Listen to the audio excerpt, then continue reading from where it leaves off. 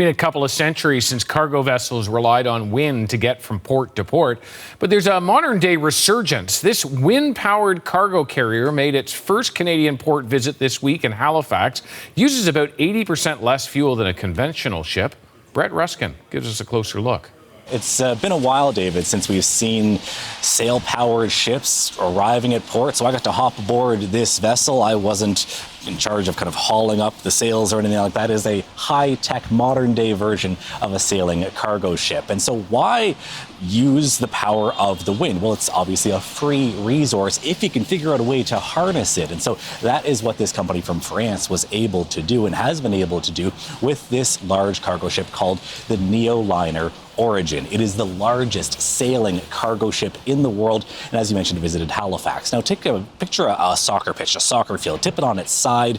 The ship is longer than the length of a soccer field. The sails are taller than the width of that soccer field, and so it is a substantial sized vessel, to be sure. It has a small diesel-electric motor in case it needs to maneuver around ports, or if the obvious question arises, what happens if the wind dies down or is coming from an unfavorable direction? And so they're able to use that motor as a last resort or a backup way to move around. Now, we heard from one of the officials of the company talking about the performance and the capabilities of this ship. Here's what they had to say about its speed.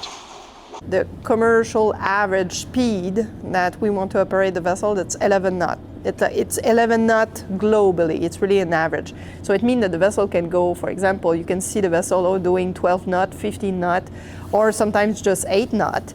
But the average from port of loading to port of arrival need to be in average 11 knots.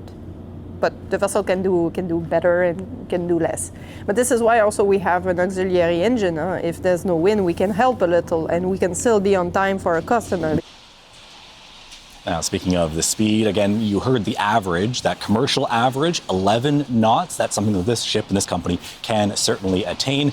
They were bragging, though, saying that they can hit up to 15 and even in some cases 19 knots. That's the fastest that they were able to go under wind power, fully loaded, coming up the coast of North America or across the Atlantic. And that's how fast the ship can go. So certainly just as fast as conventional vessels. David.